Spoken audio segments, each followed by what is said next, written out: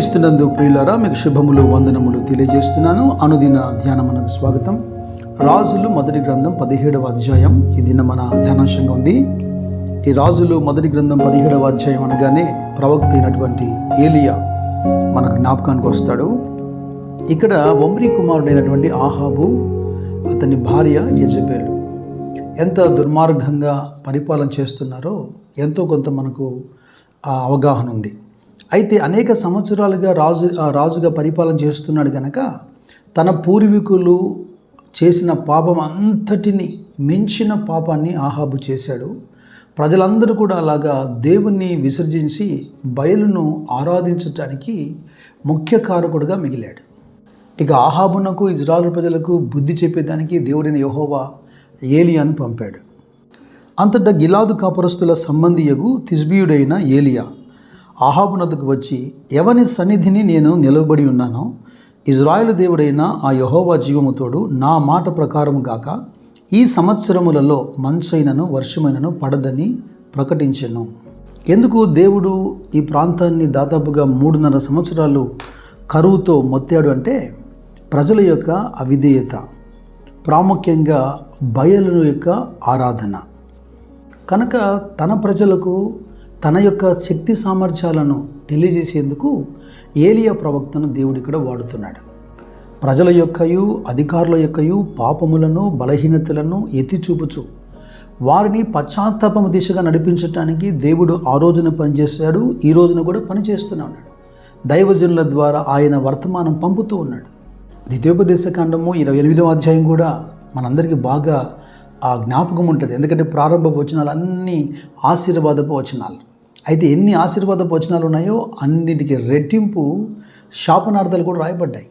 ఒకవేళ అందులో మనం 15వ వచనాన్ని 23వ వచనాన్ని చూడగలిగితే, నేను నేడు నీకు ఆజ్ఞాపించు ఆయన సమస్త ఆజ్ఞలను కట్టడలను నీవు అనుసరించి నడుచుకొనవలనని నీ దేవుడైన యెహోవా సెలవిచ్చిన మాట వినని ఎడల ఈ శాపములన్నీ నీకు సంభవించును.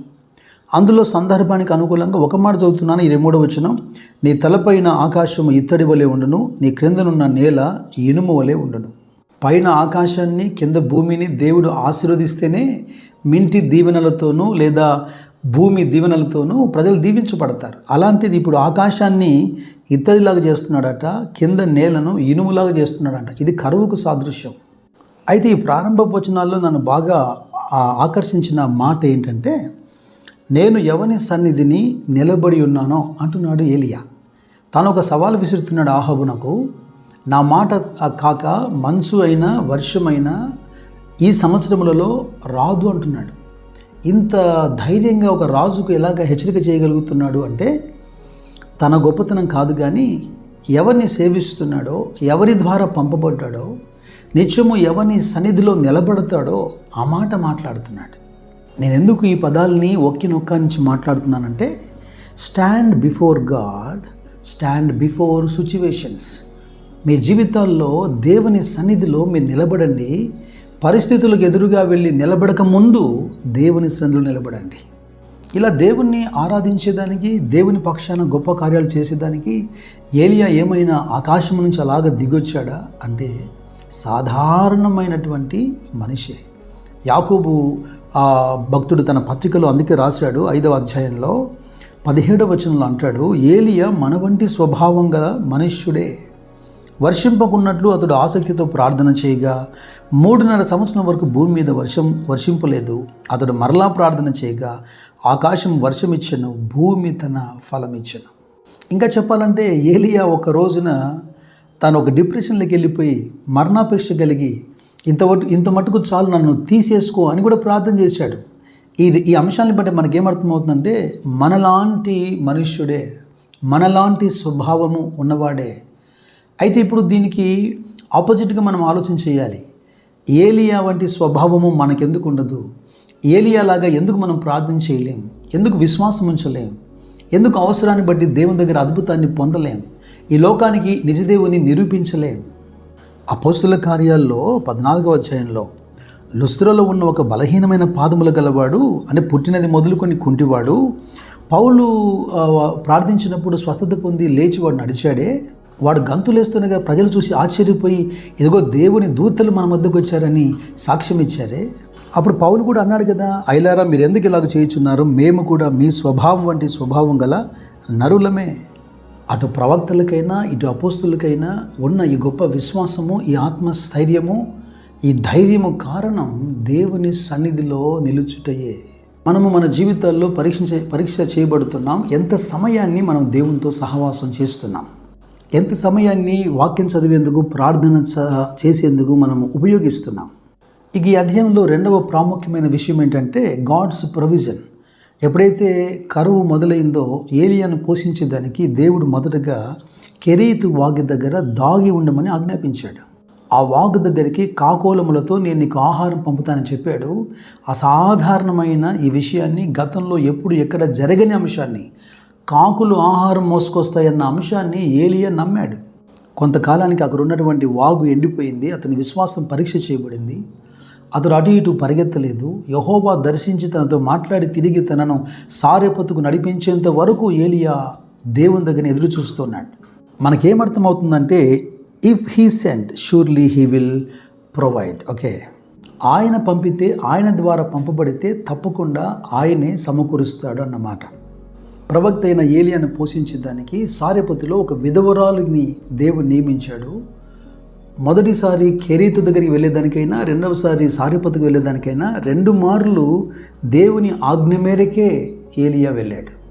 పాత నిబంధనల్లో ఉన్న కొన్ని అంశాలను, చాలా తక్కువ అంశాలను యేసుక్రీస్తు ప్రస్తావిస్తూ వచ్చాడు. అందులో ఈ అంశం కూడా ఒకటి.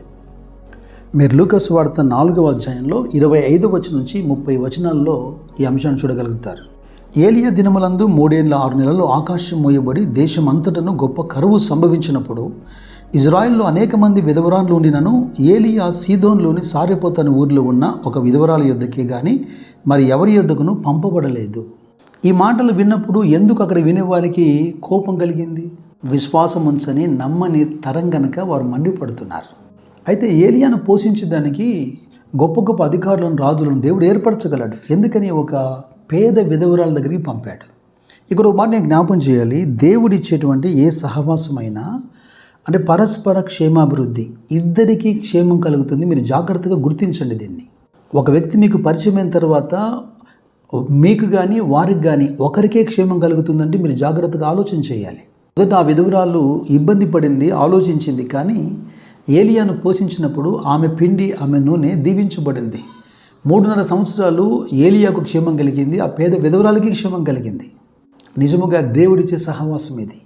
ఈ మాటను స్థిరపరిచేందుకు తెస్సలోనిక మొదటి పత్రిక 5వ అధ్యాయంలో 11వ వచనం నేను చదువుతున్నాను. కాబట్టి మీరు ఇప్పుడు చేయుచున్నట్టుగానే ఒకరినొకడు ఆదరించి ఒకరికొకడు క్షేమాభివృద్ధి కలుగజేయుడి. అలాగే రోమపత్రిక 14వ అధ్యాయంలో 19వ వచనంలో కూడా అంటాడు, కాబట్టి సమాధానమును పరస్పర క్షేమాభివృద్ధిని కలుగజేయు వాటినే ఆసక్తితో అనుసరింతుము అని. దేవుడు పంపే వర్తమానాన్ని, దేవుడు పంపే శిక్షలను మనం గుర్తించేవారిగా ఉండాలి. ఆయన అనుమతి కొరకు, ఆయన నడిపింపు కొరకు నిత్యము ఆయన సన్నిధిలో నిలబడి కనిపెట్టేవారిగా ఉండాలి. ఇక శ్రమైనా, బాధైనా, హింసైనా, కరువైనా, వస్త్రహీనతైనా, ఉపద్రవమైన, ఖడ్గమైన క్రీస్తు నుండి మనలను వేరు చేయలేదు గనక ఆయన మనల్ని పంపాడు.